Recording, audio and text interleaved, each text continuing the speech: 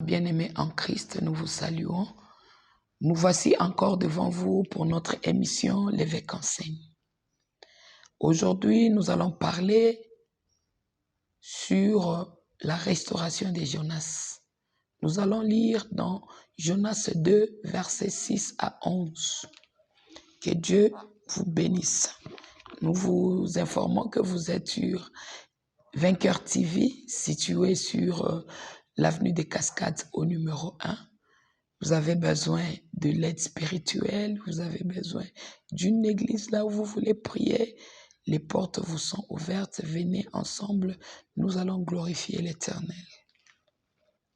Nous allons lire Jonas 2, de 6 à 11. Les eaux m'ont couvert jusqu'à m'ôter la vie, l'abîme m'a enveloppé, les réseaux ont entouré ma tête. Je suis descendu jusqu'aux racines des montagnes, les barres de la terre m'enferment pour toujours, mais tu m'as fait remonter vivant de la fosse. Éternel est mon Dieu. Quand mon âme est abattue au-dedans de moi, je me suis souvenu de l'Éternel et ma prière est parvenue jusqu'à toi. Dans ton saint temple, ceux qui s'attachent à des vaines idoles éloignent d'eux la miséricorde. Pour moi, je t'offrirai des sacrifices avec un cri d'action de grâce. J'accomplirai le vœu que j'ai fait. Le salut vient de l'Éternel. L'Éternel parla au poisson et le poisson vomit Jonas sur la terre. Amen. Nous allons lire dans ce verset, la Bible nous dit, les eaux m'ont couvert jusqu'à m'ôter la vie. Alléluia. Les eaux m'ont couvert jusqu'à m'ôter la vie. Dieu est en train de nous dire ici que Jonas, si je peux faire une petite historique de la vie de Jonas, Jonas était un serviteur de Dieu. Dieu a vu que Ninive, c'est une ville qui a beaucoup péché et ça a attiré la colère de Dieu. Maintenant, il fallait que Dieu puisse envoyer un prophète pour aller les parler. Il a choisi Jonas. Il lui a dit que le mal est monté vers Dieu. Alors Dieu veut tuer tous les habitants de Ninive. Jonas avait accepté du premier vue. Mais quand il est allé, il a raisonné, il a dit, mon Dieu, le Dieu que je connais, il est un Dieu plein de bonté, il pardonne facilement. Je crains que ce Dieu puisse encore pardonner les enfants de Ninive. Alors, si Dieu arrivait à les pardonner, ce que moi j'aurais honte de ma mission. Je vais faire une chose, mais cela ne va pas donner de fruits. Pour Jonas, il voulait, quand il va annoncer la mort dans Ninive et que les gens puissent mourir. Mais si les gens ne mourraient pas, ça sera la honte pour lui. Alors, il s'est changé de direction. Il a dit, je vais aller vers Tarsis. Là, je vais fuir la face de l'Éternel. Écoutez, je veux vous dire, notre Dieu est un Dieu qui sonde d'abord les cœurs et les pensées. Nous, tels que nous sommes comme des puces connectées à la puissance de Dieu. Donc, tout ce que tu fais, rien ne reste caché aux yeux de l'Éternel. Nous allons plus loin pour dire que même dans la pensée, Dieu y entre. Parce que la Bible dit, il est celui qui sonde nos cœurs et nos pensées. Dieu connaît tes sentiments. Dieu connaît ta façon de raisonner. Dieu connaît tout ce que tu as dans ton cœur, tout ce que tu as dans ton âme. Si tu prémédites le mal, Dieu le sait. Je ne veux pas vous le répéter, mais vous allez tous être d'accord avec moi. Que lorsque Jésus-Christ est né, Dieu a vu le cœur du roi Hérode qui avait changé. Il dit à Joseph, je vois le cœur d'Hérode a changé et qu'il voulait tuer l'enfant Jésus-Christ. Donc, rien ne peut être caché aux yeux de l'Éternel. Alléluia. D'aller. Il a dit, je veux prendre une autre direction. Mais lorsqu'il a pris une autre direction, nous avons vu qu'il y avait tentative de naufrage. La Bible nous dit, le navire était menacé par des naufrages. Il est allé se cacher. Mais quand on a vu tout le monde agité, il y a la navire qui n'est pas stable. Tout le monde est agité. Mais lui, il descend au fond du navire pour dormir. Comment tu peux dormir au fond du navire? C'était curieux. Les gens sont venus. Ils lui ont demandé, mais toi, mon cher, comment tu es endormi alors qu'il y a la mort qui nous guette? Qui es-tu? Quel est ton problème? Et il a dit, jetez-moi à l'eau. Il n'y aura plus de tempête. Ils l'ont jeté à l'eau. C'est là que nous commençons. Quand il a jeté Jonas dans l'eau, Jonas est mort. Et la Bible nous le confirme. Les hommes ont couvert jusqu'à m'ôter la vie. Jonas n'était plus en vie. Lorsqu'il a été avalé par le poisson, Jonas était déjà mort. Et là, c'est là que se pose le problème. Lorsque je vois cette façon de parler, je vois Jésus. Je vois Jésus devant les gens qui demandaient un miracle. Nous pouvons lire dans Matthieu 12. On va lire dans Matthieu 12.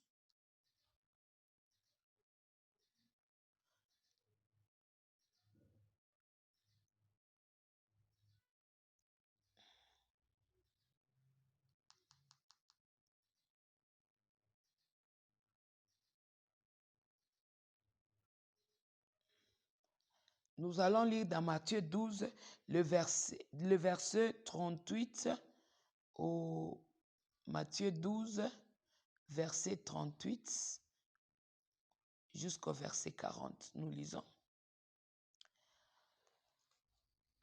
Alors, quelques-uns des scribes et des pharisiens prirent la parole et dirent, Maître, nous voudrons te voir faire un miracle. Il leur répondit, une génération méchante et adultère demande un miracle. Il ne lui sera donné d'autre miracle que celui du prophète Jonas. Car de même que Jonas fut 3 jours et 3 nuits dans le ventre d'un grand poisson, de même le Fils de l'homme sera 3 jours et 3 nuits dans le sein de la terre. Amen. Lorsque Jonas était dans le ventre du poisson, Jonas ne vivait plus. Jonas était mort. Mais son âme était vivante. Là, nous lisons la parole de Dieu qui nous dit, celui qui croit en Dieu, il vivra. L'âme ne meurt pas parce que l'âme reste toujours en vie. Nous allons faire référence aux paraboles du pauvre et du riche.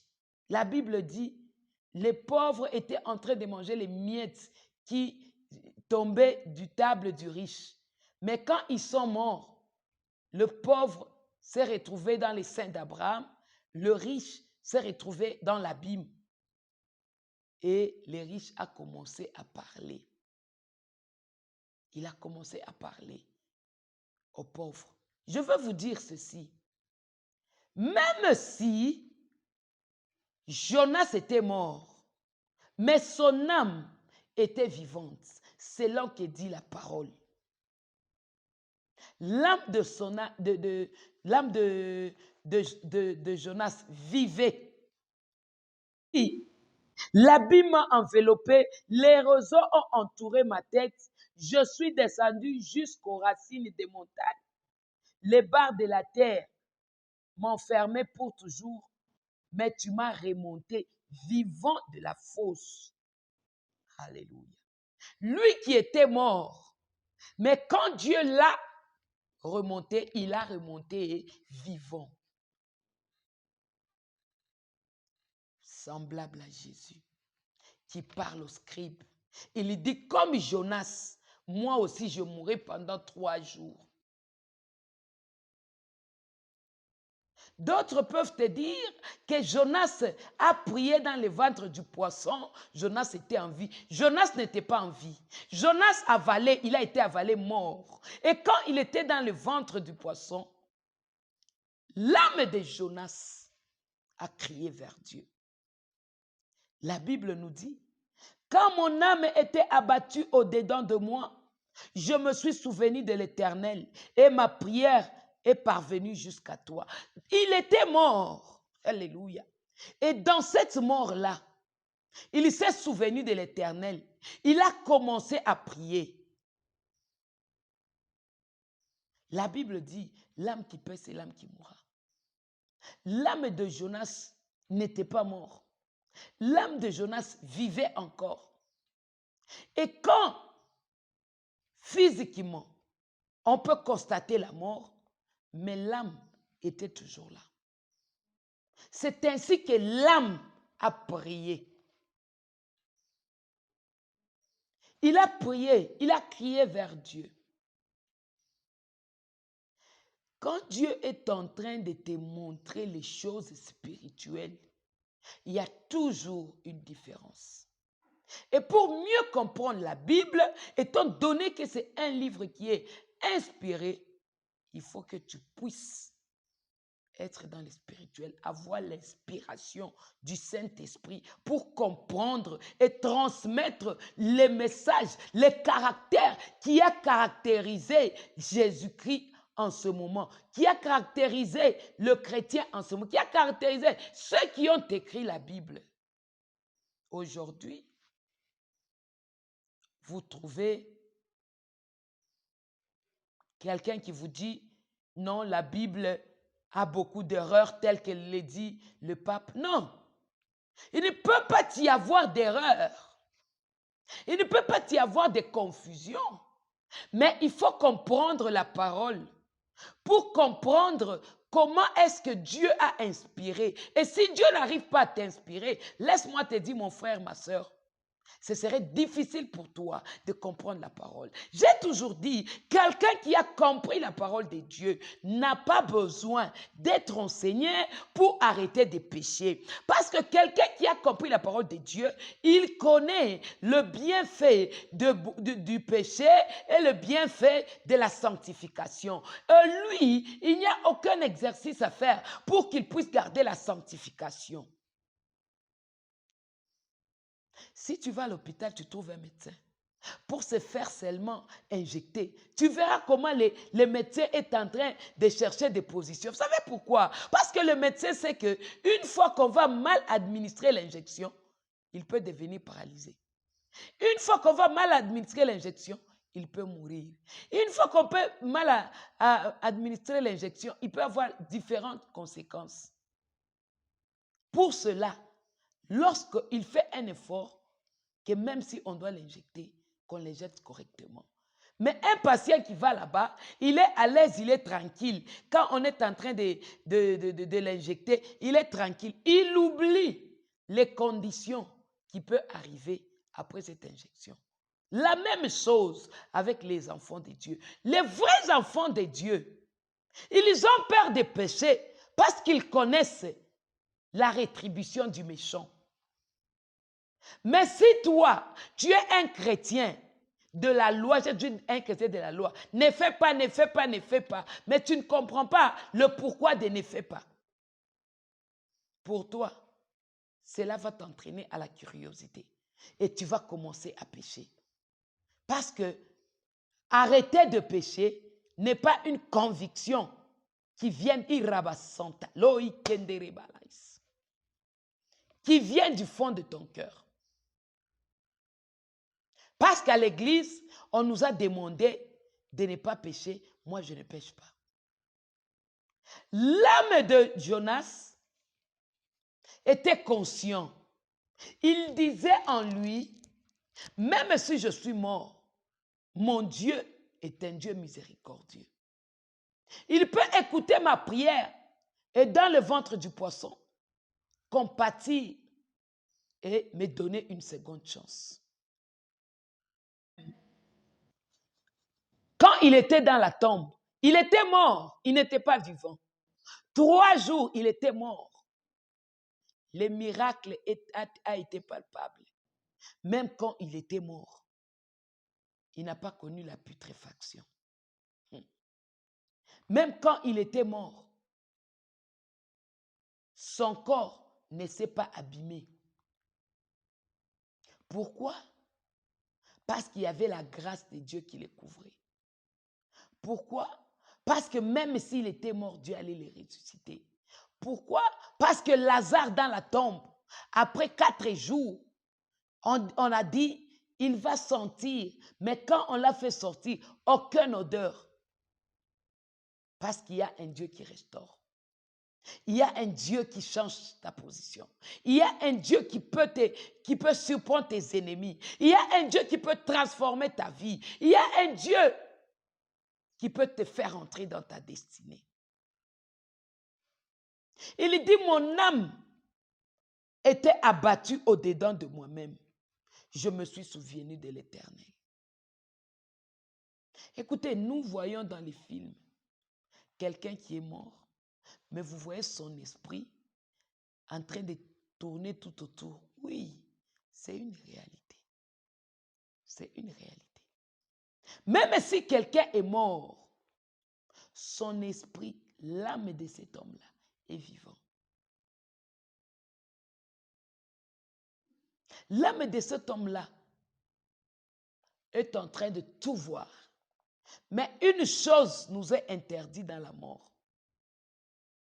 Tu ne vas pas réagir. Tu ne vas pas réagir. Parce que tout ce que tu feras est maintenant spirituel. Il n'y a rien de physique. C'est pourquoi des fois tu peux t'endormir et tu rêves. Tu vois un oncle à toi, un parent, un proche qui était mort depuis longtemps. Mais il vient, il t'annonce un message. Et tu vois ce message-là, c'est réel et ça s'accomplit. Pourquoi? Parce que l'âme ne meurt pas. Lorsque Jésus avait dit ça, il dit, celui qui croit en moi ne verra pas la mort. La Bible nous dit, les gens ont voulu lapider Jésus, puisqu'on a dit, qui es-tu toi? Il a dit, votre père Abraham, avant qu'il ne soit, moi j'ai fui. Oh, cet enfant, il n'a même pas 50 ans. Il dit qu'avant notre père, quand notre père était là, notre père Abraham, lui, il fut. Ah, ce n'est pas possible. Donc ça, c'est un imposteur. La parole de Dieu, quand ça n'arrive pas à atteindre la folie dans ta vie, donc tu n'as pas encore changé de vie. Quand tu crois en Christ et que tu fais sa volonté, c'est toujours la folie. C'est toujours la folie. Mais lui, quand il a vu, il était mort. On l'a avalé par les poissons. Dans sa mort-là, il a fait appel à Dieu. Et Dieu a écouté. Et Dieu s'est souvenu de lui. Il dit, ma prière est parvenue jusqu'à toi, dans ton saint temple. La prière de Dieu, où que tu sois, même si tu es agonisante, prie seulement. Dans ton agonie, Dieu va exaucer ta prière. Les autres peuvent dire aujourd'hui, non, c'est elle qui a prié pour lui. Non, Élisée, lorsqu'on a jeté un corps sans vie, le corps est ressuscité, c'est parce qu'il y avait Élisée. Oui. Mais il arrive des temps, là où c'est Dieu lui-même, avec toi, qui va s'occuper de toi. Jonas, 3 jours dans le ventre du poisson, mort. Mais quand on l'a vomi, il est ressuscité. Le miracle semblable à celui de Jésus-Christ. Il dit, vous,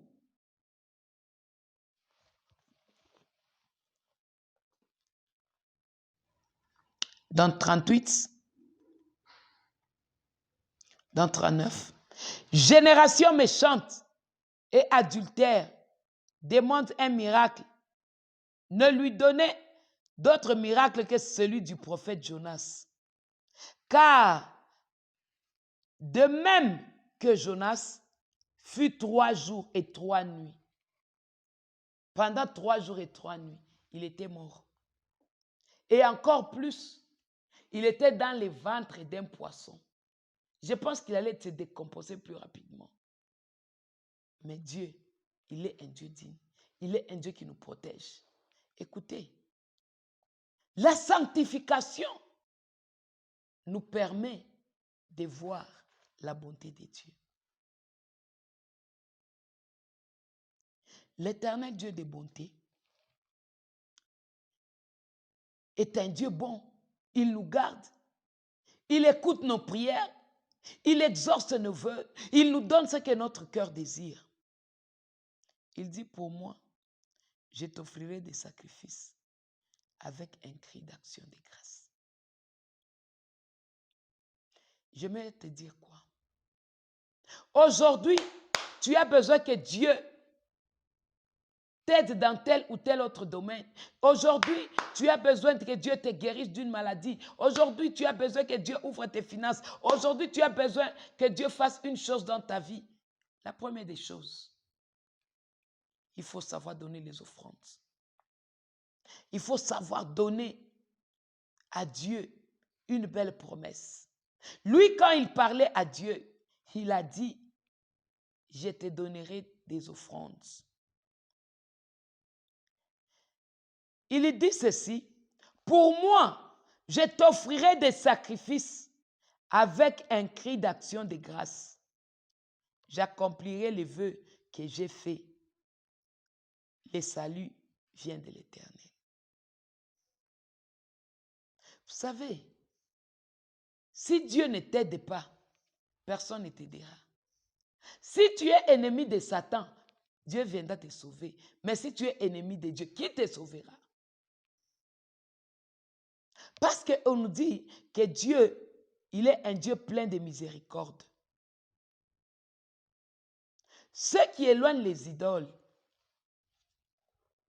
quand on parle des idoles, on voit les péchés chéris que tu as. On voit les statuettes, on voit toutes ces incantations sataniques que tu peux avoir. L'Éternel, notre Dieu, est un Dieu fidèle. Il nous aide, il nous fait grâce, il nous donne la vie, il combat pour notre cause, il nous épargne de tout danger. Il dit, il est un Dieu plein de miséricorde.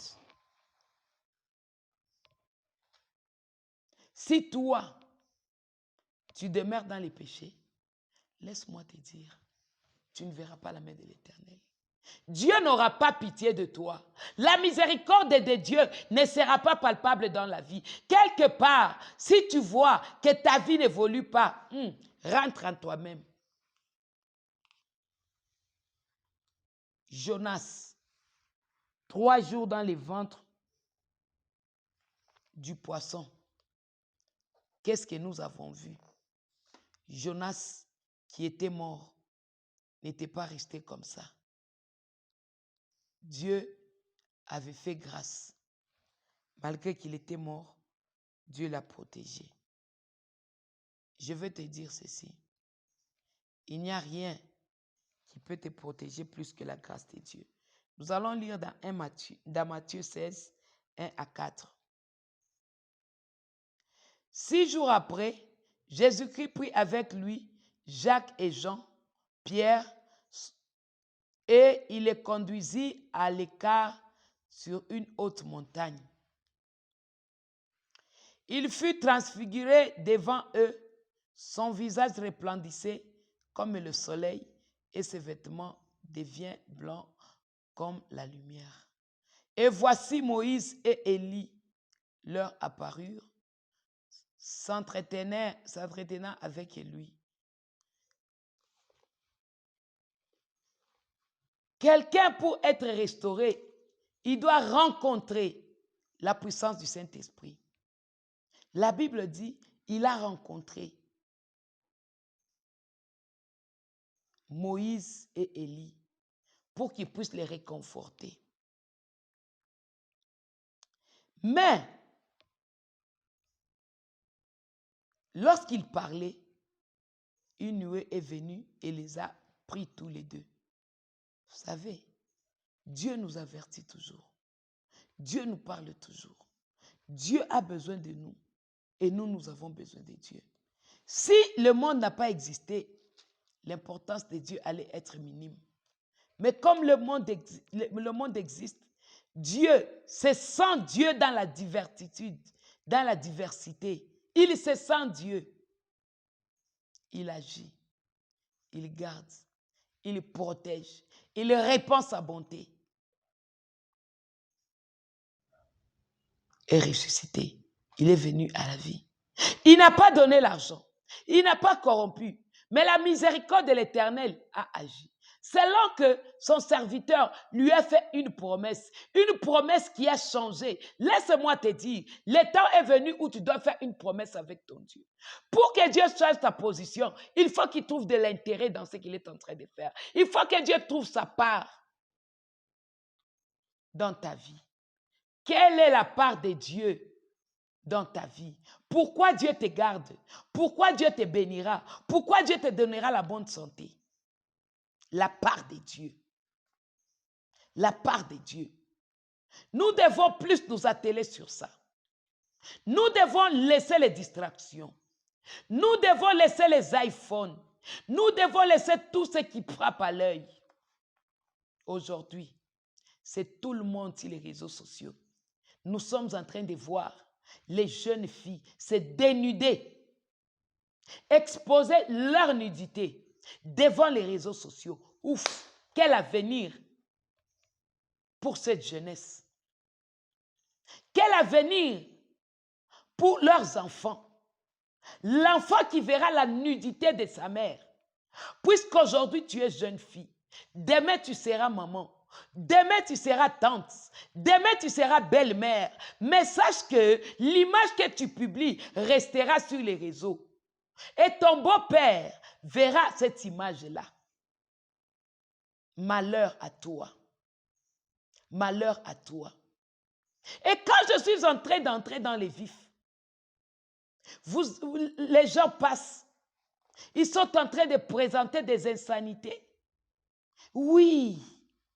Aujourd'hui, tu vas les faire, il y aura des vues, mais quelle est la répercussion dans l'avenir? C'est bien de déclarer des insanités, mais après-demain, ton enfant à toi te répétera. Comment te sentiras? Jacob a volé la bénédiction de son frère.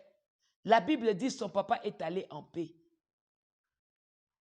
Mais quand les frères de Joseph ont voulu voler la bénédiction de leur frère, son papa est resté pleurant. Il a même déclaré, je vais pleurer mon fils jusqu'à ce que j'entrerai dans le séjour des morts. Il a oublié qu'il a aussi fait du mal. Ce que tu es en train de faire aujourd'hui, laisse-moi te dire, il y a un paiement pour ça. Tu le payeras. Tu le payeras. Si tu veux que Dieu te bénisse, apprends déjà à contrôler ta vie aujourd'hui. Le corps d'une femme, c'est un temple. Le corps d'une femme doit être comme de l'or. Ce n'est pas tout le monde qui doit voir ce corps. Il n'y a que ceux qui se vendent moins cher, qui peuvent se faire exposer. Mais si ton corps a de la valeur, tu ne vas pas l'exposer. Pour que quelqu'un ait l'accès à ce corps, il doit payer cher.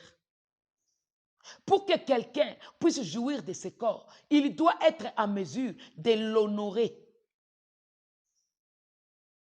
Est-ce que es-tu en train d'honorer ton corps en l'exposant, en exposant ta dignité, en exposant ta nudité auprès de tes futurs beaux-fils, auprès de tes futurs enfants. Et laisse-moi te dire, la Bible dit, tu ne verras pas la nudité d'une grande personne. Et ceux qui sont en train de voir la nudité, c'est que directement, tu es en train de maudire ta génération. Tu es en train de maudire tes enfants.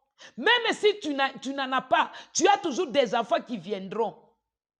Et toi là, qui passes ta nudité, tu maudis tes enfants. Demain et après-demain, tu vas les regretter. La vie de tes enfants, bâclée. Tu rentres prier, il n'y a pas de changement. Parce que tu dois payer. Tu vas voir les pasteurs, tu vas voir les évêques, tu vas voir les prophètes. Ils vont te prophétiser, ils vont te prêcher. Mais ta vie ne va pas changer. Puisque la malédiction est scellée pour des générations. Ta malédiction est scellée. Toi qui présentes ta nudité. Qu'est-ce que tu gagnes? Les vues. Que t'apportent ces vues? Pourquoi ne pas prêcher même la bonne nouvelle? Pourquoi ne pas s'habiller puisque la beauté vient de la façon dont il y a des habits qui coûtent très cher et qui honorent le corps d'une femme. Le corps d'une femme doit être gardé très jalousement, secrètement, bien protégé. Aujourd'hui, ce n'est pas le cas. Aujourd'hui, c'est tout le monde qui doit publier. Aujourd'hui, c'est tout le monde qui va se faire voir. Satan est entré dans le monde. Satan est en train de dicter la malédiction à cette génération. Satan est en train de dicter la destruction à cette génération. Les gens de Sodome ont péché. Peut-être aujourd'hui, on n'a pas image de leur péché. Mais pour toi, ça va rester. Pour toi, ça va perdurer. Des siècles et des siècles, on entrera sur ton compte, on cliquera sur ton nom, on verra ce que tu as fait. Et peut-être, tu seras maintenant une malédiction autorisée pour tes enfants. Aujourd'hui, tu te dis, oh les liens de famille, oh les liens de famille, oh mon grand-père a fait, oh ma grand-mère a fait. Mais toi aussi, tu seras grand-mère de quelqu'un. Tu seras aussi malédiction pour ta génération. Jeune fille, apprenons à ne pas maudire notre postérité. Apprenons à ne pas condamner notre postérité à la malédiction. Apprenons à ne pas sacrifier notre futur à cause des choses matérielles. Il y a d'autres qui sont en train de s'exposer juste pour avoir l'argent, juste pour avoir un moyen, juste pour avoir un mec là bien posé. Oui. Mais aujourd'hui, tu as un mec bien posé. Demain, quel sera ton avenir? Qu'est-ce qui te prouve que ce corps-là restera toujours comme cela? Qu'est-ce qui te prouve que ce mec-là te gardera toute la vie? On t'envoie des images sur les nets. Tu exposes ta nudité, tu envoies à quelqu'un que tu ne connais pas, que tu n'as pas encore vu. Pourquoi? Parce qu'on va m'envoyer quelque chose. Parce que je vais aller telle ou telle part. Malheur à toi. Malheur à toi. Je veux te dire aujourd'hui que la parole de Dieu soit au-delà de tout ce que tu entreprendras. Que la parole de Dieu soit au-delà de toute l'abondance que tu pourras avoir sur cette terre. Parce qu'une abondance qui est bâtie dans le péché, c'est une forme d'échec. C'était une forme de destruction. Pas seulement une destruction légère, mais c'est comme une bombe atomique. Puisque ça va détruire de génération en génération. Parce que ce mal-là t'accompagnera toute ta vie. Parce que ce mal-là ne te délaissera pas. L'orgueil de la femme est bafoué. L'orgueil de la femme est jeté par terre. On n'a même honte d'être femme. Là où tu es. Si tu as l'habitude de le faire, je te demanderai aujourd'hui d'arrêter. De te demander aujourd'hui de chercher le salut. Parce que la vie que tu mènes t'amènera à la perdition. Que Dieu vous bénisse. Nous sommes sur Vainqueur TV au numéro 1, avenue des Cascades. Vous voulez nous contacter, notre numéro de contact 099 350 82 57. Nous sommes disponibles, vous avez des problèmes, vous avez des cas, appelez-nous, nous allons vous aider. Que l'Éternel et Dieu vous protège. Nous remercions tous ceux qui sont en train de nous suivre et ceux qui nous suivront. Likez, likez, likez. Cherchez Vainqueur TV sur TikTok, sur Facebook. Vous allez nous retrouver. Likez. Que la parole de Dieu puisse apporter un changement dans votre vie. Nous tenons à remercier notre caméraman, Joe Pepe Zouzi, qui ne cesse de se donner pour que cette émission puisse vous parvenir. Et tous ceux qui sont en train de nous suivre, que Dieu vous bénisse, que la grâce de l'Éternel soit avec vous. Soyez bénis, peuple de Dieu.